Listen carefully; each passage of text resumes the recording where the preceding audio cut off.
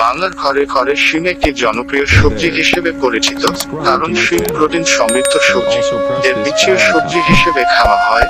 এটি জমি ছাড়াও রাস্তার ধারে, পথের আলে, ঘরের চালে, গাছেও ফলানো যায়।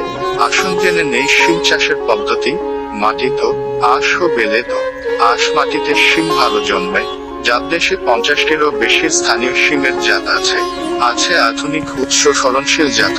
সময় আষাঢ় থেকে ভাদ্র মাস পর্যন্ত বীজ বপনের উপযুক্ত সময়। বিজ্ঞাপন দিন ইন 1 পরিমাণ সারিতে বোনা হলে 4-5টি দিতে হয়। হেক্টর প্রতি 15 কেজি হলেই হবে। আর মাদায় বোনা হলে 4-5টি দিতে হয়। হেক্টর প্রতি 10 কেজি হলেই যথেষ্ট। জমি বেশি জমিতে আবাদ করা হলে কয়েকটি চাষ ও মই দেওয়া ভালো। মাদার দৈর্ঘ্য, প্রস্থ ও গভীরতার আকার 45 সেন্টিমিটার রাখতে হবে। এক মাদা থেকে অন্য মাদার দূরত্ব হবে 3.0 মিটার।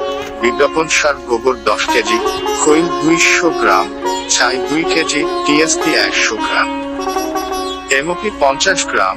মাদা তৈরির সময়ে সার প্রয়োগ করতে হবে।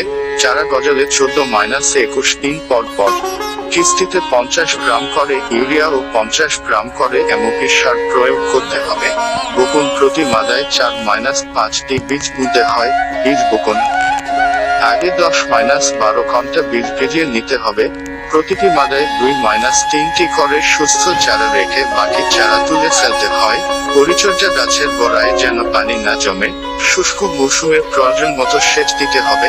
মাঝে মাঝে নিড়ানি দিয়ে আলগা করে দিতে হবে। গাছ যখন 15-20 সেন্টিমিটার লম্বা হবে, তখন মাদার গাছের গোড়ার পাশে বাঁশের ডগা মাটিতে পুঁতে বাউনির ব্যবস্থা করতে হবে। ইন 2 বিজ্ঞাপন: রোগ বালাই শিমের সবচেয়ে মারাত্মক রোগ মোজাইক ও অ্যানথ্রাকনোজ। এছাড়া চারা অবস্থায় পাতা শুল্ককারী পোকা ক্ষতিকর। লাল ক্ষুদ্র মাকড় অনেক সময় বেশ ক্ষতি করে থাকে। ফুল ফুটলে থ্রিপস ক্ষতি করতে পারে। ফল পেকে এলে শিমের ডান্ডি পোকা ক্ষতি করে। আইবিএম পদ্ধতি অনুসরণ করে এসব পোকামাকড় দমনের ব্যবস্থা নিতে হবে। সংগ্রহ: আশ্বিন কার্তিক মাসে ফুল হয়।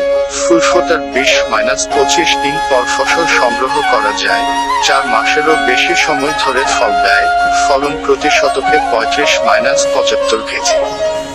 হেক্টর প্রতি 10-15 টন।